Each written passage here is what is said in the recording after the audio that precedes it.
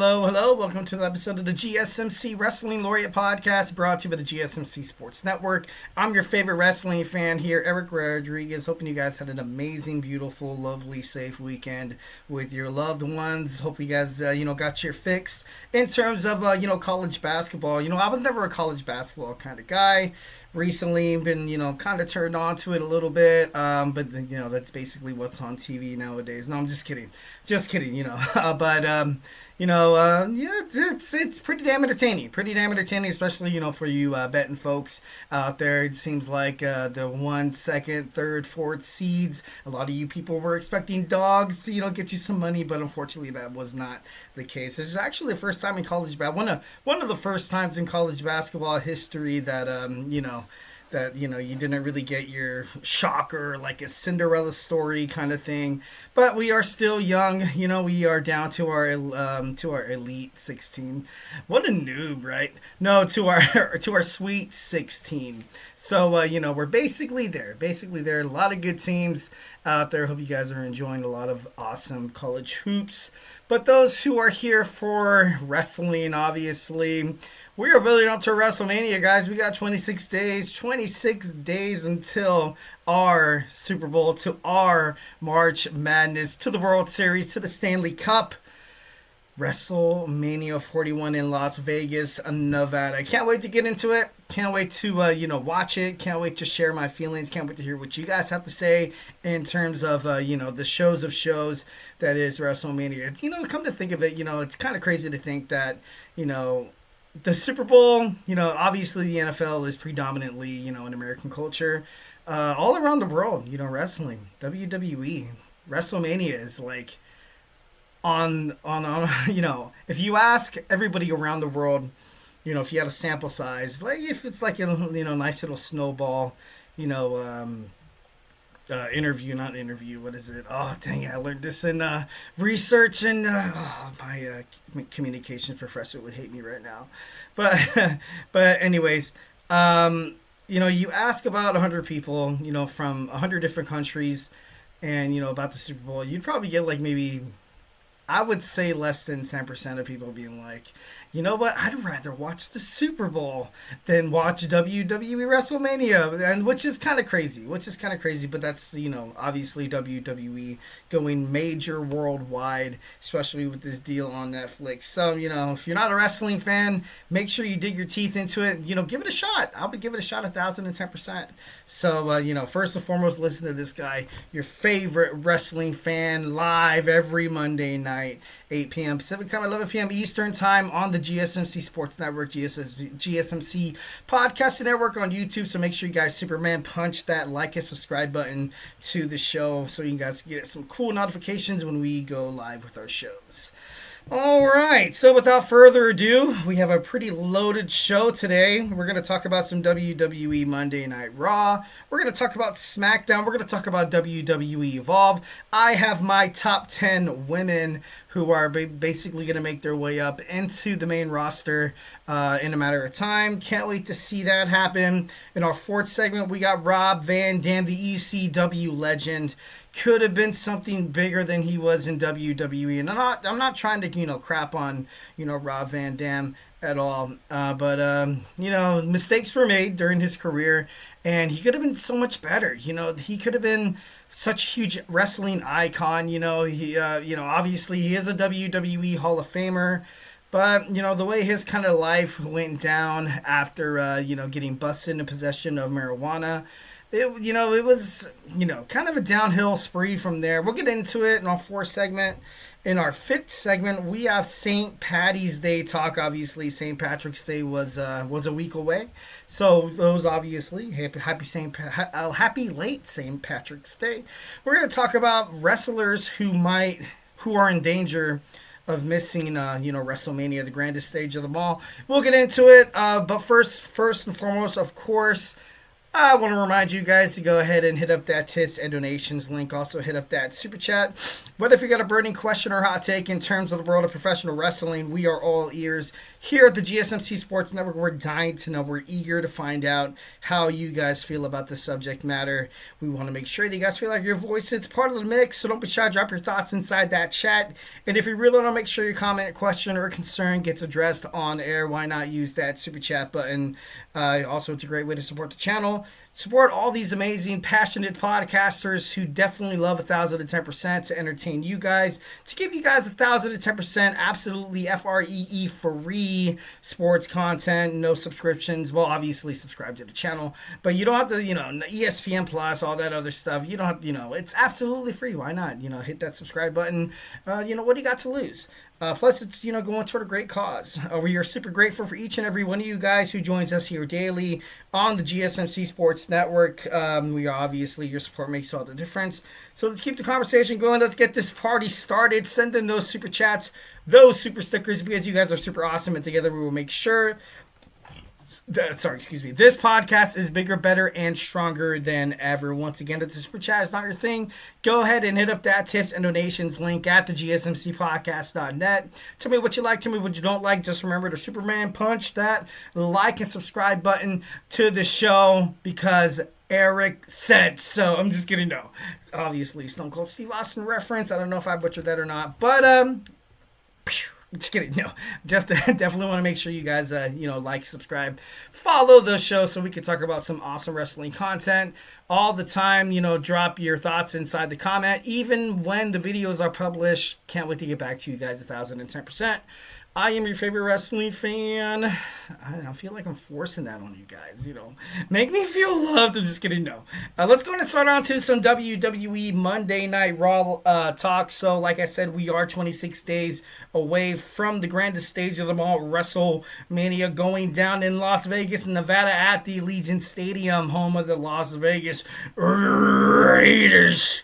So, first and foremost, we got John Cena. John Cena coming out, looking like a hollowed shell of himself. I am absolutely 1,010% so happy that the fans in, Glasgow, Scotland, they basically said, F you Cena, F you Cena, F you Cena. At first I kind of got a little upset that they were blocking it out. I was like, okay, so this Netflix era of WWE is basically like, we're going to step up to PG-13, maybe a little bit more. Like, it felt like a tease, it felt like a tease that they were ultimately going to, kind of get a little bit more edgier, kind of, you've kind of seen the wrestlers on air, kind of, kind of not exposed, kind of, let the fans know truly how they feel based on nature, based on language that isn't, like, fully, natural to, like, basically using strong curse words. And a lot of the times, a lot of, fans are against that. Obviously, you see kids in the crowd. So, what better yet than letting your kid become a WWE wrestling fan if, you hear foul language and stuff like that, what happens. But, kind of what Nick Khan said once when, WWE was, people were putting them on hot seat, basically saying how, WWE Netflix, the era is going to be an absolute, like, bombshell. We don't want to fall into the same, kind of a dumpster fire that ultimately led WCW to the ground.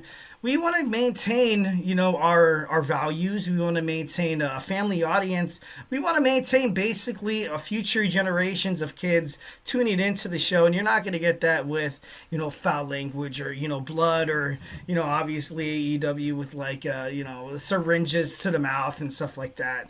But I was kind of happy that it wasn't blurred out, but that's just the WWE Attitude Era fan in me. But, I thought it was cool. John Cena right away basically said, you guys' life is absolutely sad. You guys have nothing to be proud of. I put a little kid on spot. I crushed his hopes and dreams, and it was posted all over social media. And guess what? You guys loved it.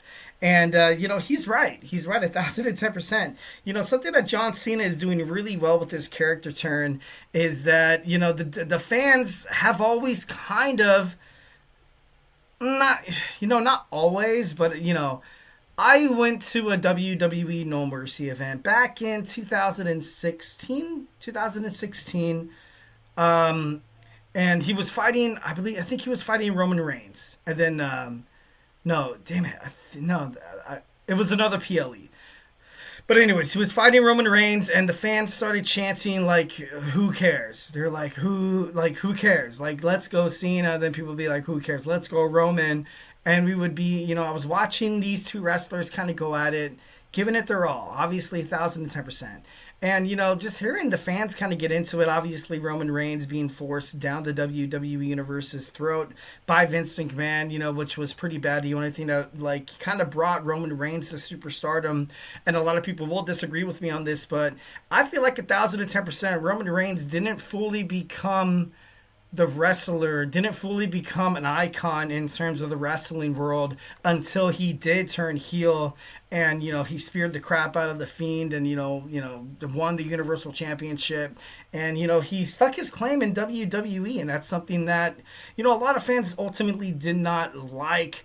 Well, some fans did, and I'm definitely 1,010% that guy that I was like, Roman should have turned heel a long time ago. It was actually kind of funny. CM Punk said in an interview that he wanted to see Roman Reigns go and, like, give the middle finger to the fans, basically being like, hey, you don't like me? Screw you. So now we're kind of seeing this persona of John Cena kind of faltering to the same, kind of into the same habits. And, this heel turn, it's working. I like it. I thought, I kind of put on my big boy pants a little bit. I kind of got into my, philosophical, I was like, okay, on the episode of SmackDown, the episode of Raw, that John Cena was going to address the WWE Universe after attacking the WWE champion Cody Rhodes at Elimination Chamber. I kind of put on my my persuasion hat, and I want to see how this guy checks all the boxes of Aristotle's methods of persuasion, ethos, pathos, logos. And he did 1,010%. At the end of it, at the end of the promo, I was like, you know what, this works. And John Cena, how he's loved by the fans, and now how he is trying to be, I still feel like 1,010% fans are into him. I do. I do feel like, fans are going to ride and die with John Cena because this is his farewell tour. 1,010%. He said he was, once when he brought the spinner belt back, that a lot of people kind of thought he was stupid, called him dumb. Which is, kind of crazy because I kind of did too. But then you saw The Rock came back. And then when The Rock came back and replaced the WWE Championship with what you see it as of now, it's kind of crazy how that's, like an oxymoron, how, you kind of have that irony that, John Cena, he had that spinning belt that a lot of people did not like. And I'm one of those people. And, I heard according to reports backstage, that a lot of wrestling fans and a lot of wrestlers kind of thought it made it look like a toy, like what John Cena was ultimately trying to, trying to force the philosophy down the throats of the WWE Universe on Monday Night Raw, and it's true. It did kind of look like a toy. And he says he's going to ruin WrestleMania. He's going to ruin wrestling. He's going to ruin wrestling for not just the wrestlers, for not just the fans, but for absolutely everyone. He wants to retire with the belt. Makes me, I'm kind of at this point. Obviously, Cody Rhodes came out and said a few things after, but I feel like John Cena really needs to. I feel like he needs to win. I feel like he needs to beat Cody Rhodes at WrestleMania. Sorry, like it's those who live in Southern California feel my drift here. Whenever I, it was 87 degrees today. That's crazy. And I'm getting sweat in my eye. Hope you guys enjoy this show. The GSMC Wrestling Laureate podcast broadcast some dude drying off his eyes with his shirt. So yeah, make sure you like and subscribe to the show. But anyways, Cody Rhodes came out, and I was happy to see that because when he came out on SmackDown and he said he did not want to face John Cena, this former John Cena, he's a little, this little B that rhymes with witch. I kind of thought it was a little bit, kind of demeaning to John Cena. But now that he basically acknowledges the heel turn that John Cena is, he says, "You're not sad. You're not angry. You're not any of that. Guess what? You're a dangerous version of John Cena that none of us, absolutely none of us in the WWE universe, the locker room, WWE personnel, the fans ever saw coming." So this, I'm definitely happy he kind of put that, put that John Cena out there. Once again, kind of doing his due diligence and being that babyface champion, kind of stacking the odds against him. But I got to be honest, when Cody Rhodes came out, he looked super happy. He looked like, not like he was like, okay, I'm going to lose the belt to Cena and I'm going to go on like a 1 month vacation. But who's The Rock's next guy going to be? Because once when John Cena, he's booked for Saturday night's main event. A lot of people are kind of contemplating him at Backlash taking on Randy Orton. And then Randy Orton wins the championship, becoming the 15th time world champion. But that definitely could happen. I, for one, personally, I really don't see a reason why Cody Rhodes should retain.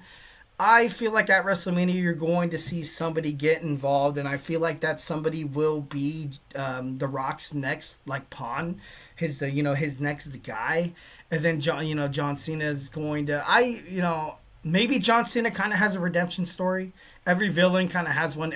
Every misunderstood villain has one. Obviously, John Cena posting Cesar Romero's Joker on Twitter, basically, saying that, sometimes you kind of have to be the bad guy and then sometimes you don't need outside approval, once when you kind of have your stuff down. So, I honestly don't know what's going to happen at WrestleMania. So, which is good, 26 days away. So I can't wait to see what happens with that. Next, we have A-Town Down Under taking on an honorary tag team that formed only for tonight. I hope only for tonight. But then again, Jey Uso, I love Jey Uso. I'm not totally against what Jey Uso's doing in his singles career. WWE Raw, they need a stable tag team division, and right now their tag team division is absolute. It's doggy doo doo. It sucks. It's horrible. It's horrible. 1,010%.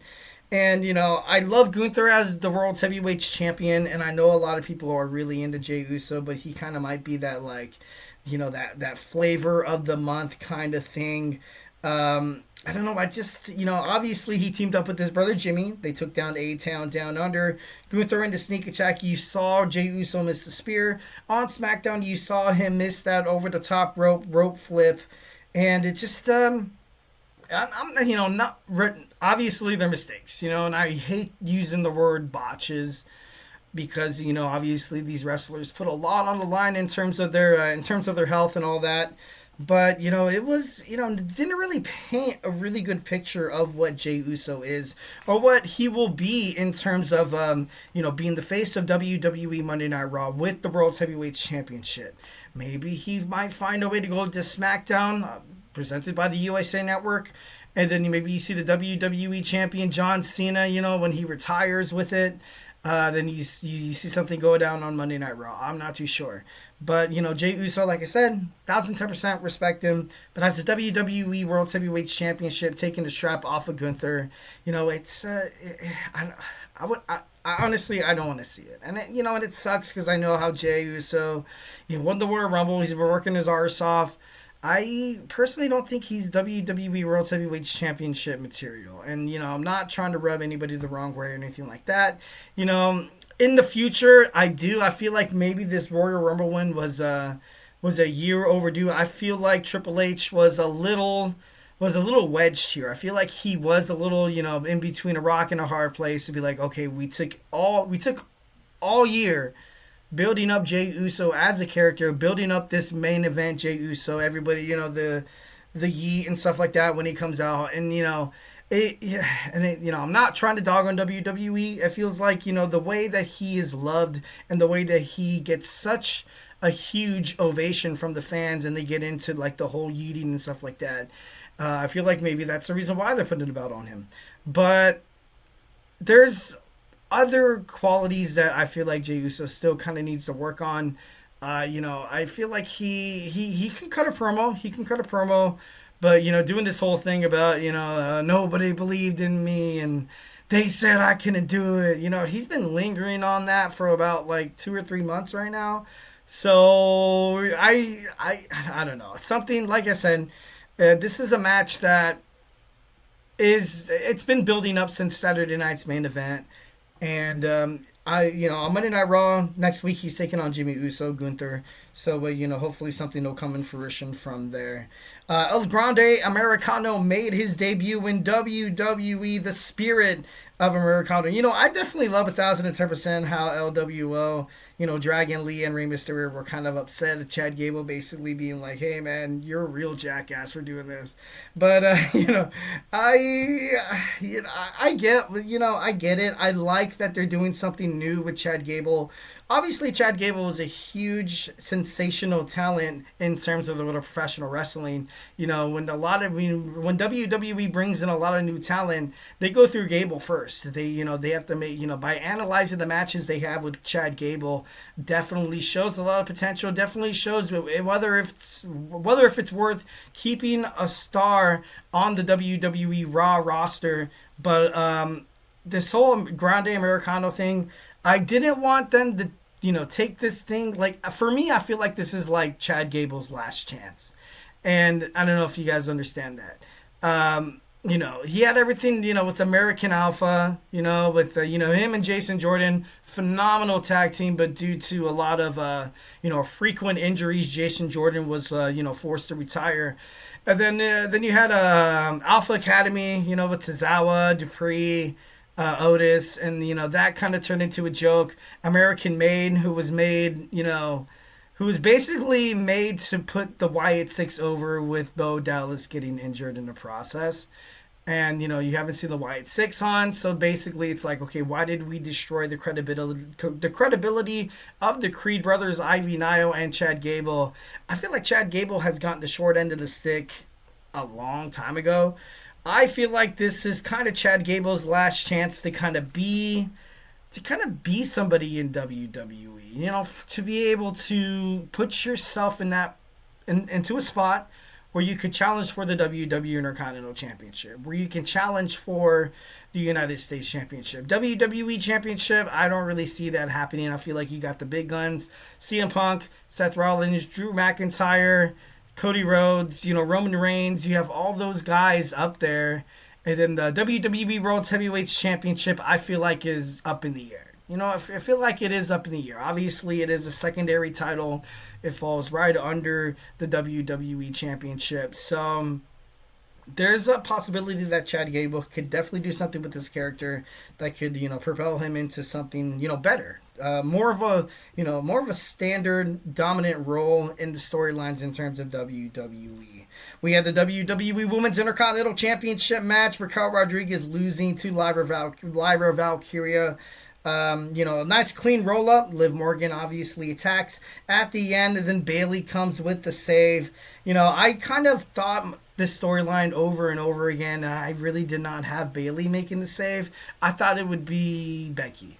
I thought Becky would come in, help Lyra Valkyria. They teased it on social media, being the Irish last kickers, being the Celtic Warriors, or like a tag team, and it didn't happen. And so I feel like they are kind of saving Becky for like a special occasion. I know in August, heading toward SummerSlam, there's going to be like a PLE in Paris where they are going to stop by, Ireland, Dublin. So maybe that's when she'll make a return.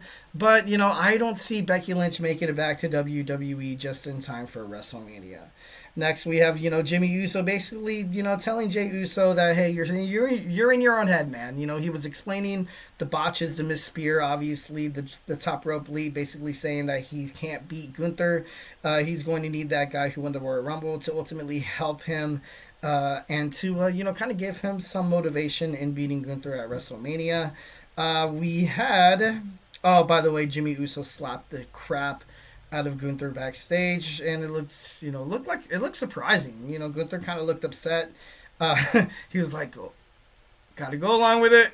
Gotta go. Don't lose your cool." I'm just kidding. No, but no, it was cool. It was a nice little cutting edge kind of thing with a big Jim with that big bam Gunther. Where you at? Ooh, I'm just kidding. No, moving on.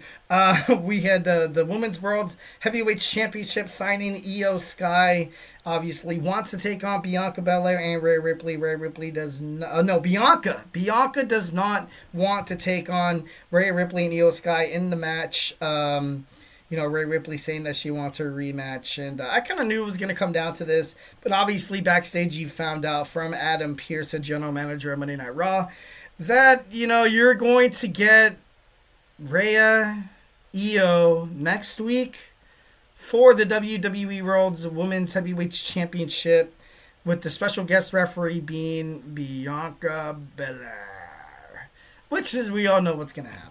Bianca Belair, she's gonna try to call, she's gonna call the match down the middle up until she doesn't. Both girls are gonna end up fighting. Adam Pearce is going to blame Bianca not being objective, and you'll be like, hey, thanks for just because that. Guess what? You lost your chance at a one-on-one with Iyo Sky. Rhea Ripley will be implemented into the WWE Women's World Heavyweight Championship match at WrestleMania. Bam, boom, see ya. Wouldn't want to be. Dragon Lee takes on Grande Americano. It was an interesting match, but Grande Americano picks up the win in his debut in WWE. I thought it was kind of funny how when they introduced him, how he was from the Gulf of America. And a lot of people were like, because, the whole, but that's something that's neither here nor there. But a lot of people thinking that changing the name from the Gulf of Mexico to the Gulf of America is kind of stupid. So it kind of plays into that, Chad Gable being the Americano, becoming Lucha Libre, and, once again, Rey Mysterio and Dragon Lee backstage calling him, you're acting like a real jackass right now. So I thought that was kind of funny. CM Punk comes out eagerly awaiting Rollins and Roman Reigns to sign that contract, but, obviously to no avail. Comes out to hype up the crowd in Glasgow. Basically, they do their due diligence there. In our main event, we had the WWE Intercontinental Championship match between Penta and Cero Miedo taking on the defending champion Braun Breaker, which ended into the disqualification thanks to the Judgment Day, and then they attacked after. Finn Balor obviously had a chair. It looked like he was going to strike Dominic Mysterio, which would have made for a way better ending to, how it ended. Penta, poor Penta, losing his chance at the WWE Intercontinental Championship match, but maybe we might get a triple threat match. It feels like triple threat matches are flirting all over this WrestleMania, card. We might get Penta, Breaker, and Finn Balor in a triple threat match for the WWE Intercontinental Championship match at WrestleMania. So, it was a good episode. At the end of the episode, you had the Judgment Day standing on top, which shows that WWE is not, stepping on the brakes with this Judgment Day storyline. There's going to be a new character, obviously, and I feel like Finn Balor will suffer the consequences of this new character being added. Time after time, I'm like, what, they should probably add like someone like Bronson Reed, which would be pretty badass. And Bronson Reed kind of needs that backup, kind of needs that, someone who joins the Judgment Day needs to revamp it, needs to be something new, something tasty, something that ultimately that it's going to be shocking. I feel like it's going to be shocking. It's going to be someone that's going to be worthy of, challenging Jey Uso for that World Heavyweight Championship after WrestleMania. Obviously, spoiler alert, I'm just kidding. No, I'm pretty sure everybody knows that Jey Uso will probably dethrone the Ring General Gunther at WrestleMania. Imagine if Jey Uso loses. That'd be crazy. That would be crazy. I gotta be honest. All right, guys. So hey, do not go anywhere. We talked about WWE Monday Night Raw. Friday Night SmackDown was equally an amazing show, and we're gonna talk about it. Bologna, Italy, which was pretty badass. So we're gonna talk about this. So grab your favorite snack, grab your favorite ice cold beverage, and join me here in about 25 seconds. So hey, do not go absolutely anywhere.